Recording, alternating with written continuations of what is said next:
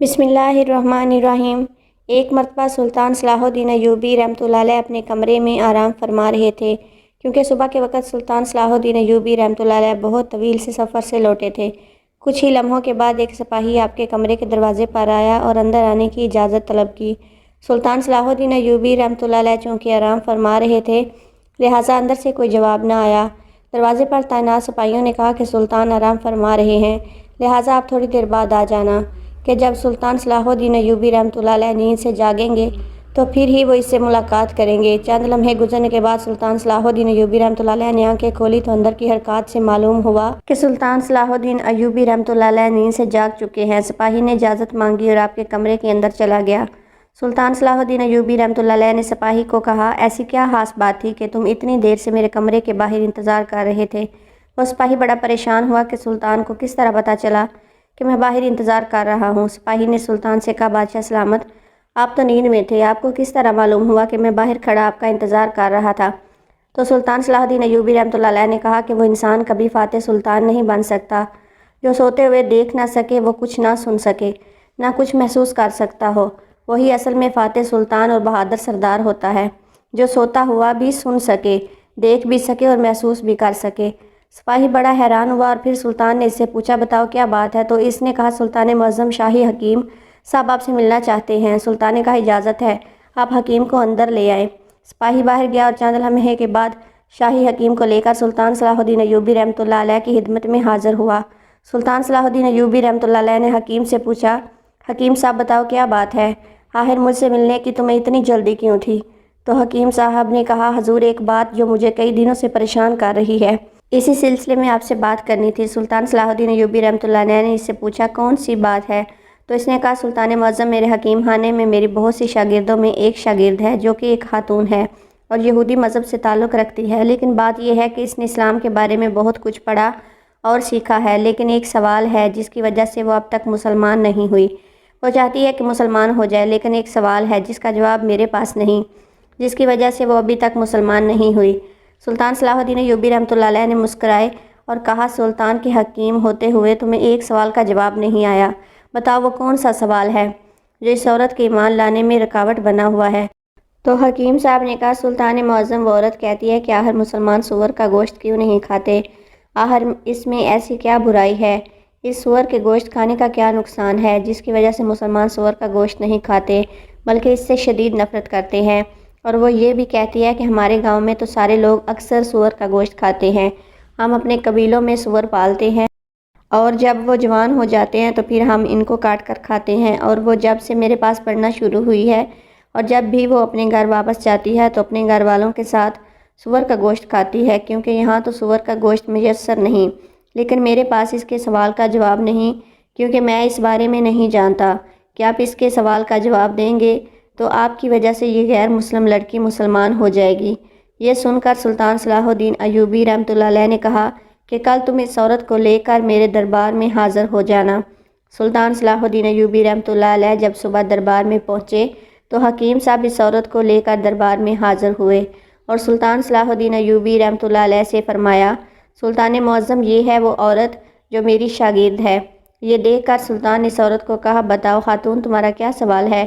اس عورت نے کہا، سلطان معظم میں نے اسلام کے بارے میں بہت کچھ پڑھا اور سیکھا ہے، حتیٰ کہ میں اس جگہ پر آ کر کھڑی ہو گئی ہوں کہ میں اسلام کو قبول کر لوں، لیکن ایک بات ہے جو مجھے اسلام قبول کرنے سے روکتی ہے، اور وہ بات یہ ہے کہ اسلام سور کا گوشت کھانے سے منع کرتا ہے، حتیٰ کہ یہ تو ہماری سب سے من پسند خوراک ہے۔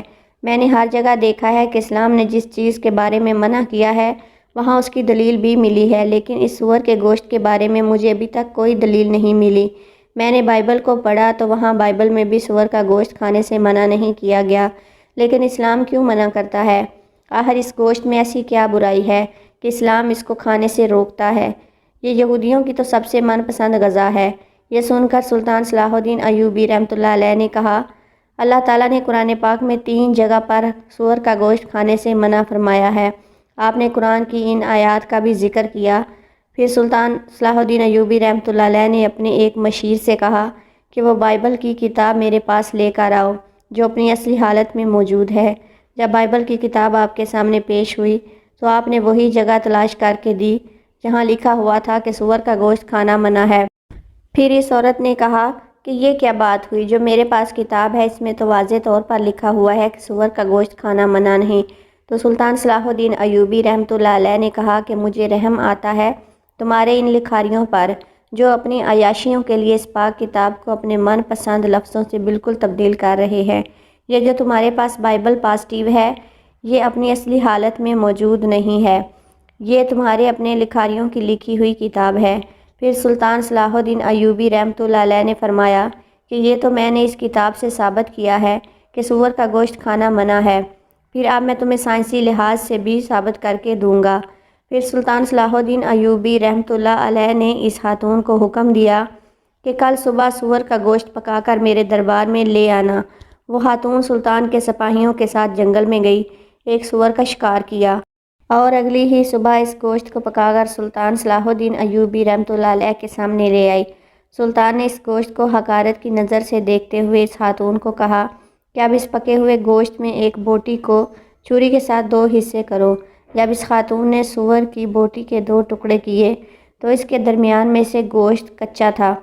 سلطان نے کہا، اے خاتون، کیا تم نے اس گوشت کو اچھی طرح پکایا نہیں؟ تو اس عورت نے کہا، نہیں سلطان معظم، میں نے اس کو بہت اچھی طرح سے پکایا ہے۔ تو سلطان نے کہا کہ اب تمہاری سمجھ میں میری بات ضرور آ جائے گی کہ یہ حرام گوشت چاہے تم اسے جتنا بھی اچھی طرح پکا لو اور چاہے اس کو آگ کی جتنی بھی تپش دے دو، لیکن یہ پوری طرح سے نہیں پکتا، بلکہ یہ درمیان سے کچا رہ جاتا ہے، اور جب یہ تمہارے پیٹ میں جاتا ہے تو بہت سی بیماریوں کی وجہ بنتا ہے، اس لیے اسلام نے اس کو کھانے سے منع کر دیا ہے۔ آپ خود ایک حکیم ہیں، آپ خود دیکھیں جو چیز کچی آپ کے پیٹ میں چلی جائے تو وہ جا کر کتنی بیماریاں پیدا کر سکتی ہے۔ پھر سلطان صلاح الدین ایوبی رحمۃ اللہ علیہ نے اس عورت کو کہا کہ میں آپ کو سور کے بارے میں کچھ بتانا چاہتا ہوں۔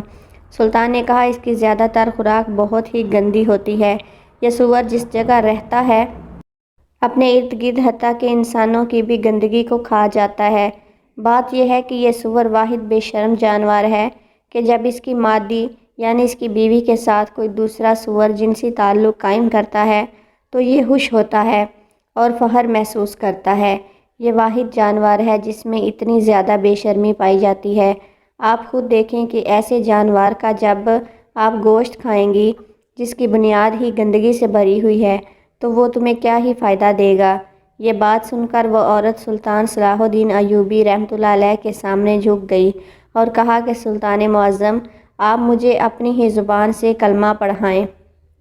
سلطان صلاح الدین ایوبی رحمۃ اللہ علیہ نے اس عورت کو کلمہ پڑھایا اور تمام دربار اللہ اکبر کے نعروں سے گونج اٹھا۔ اگر ویڈیو پسند آئے تو ویڈیو کو لائک کر دیں اور دوستوں کے ساتھ بھی شیئر کرنا مت بھولیں اور ہمارے چینل کو بھی سبسکرائب کر دیں۔ شکریہ۔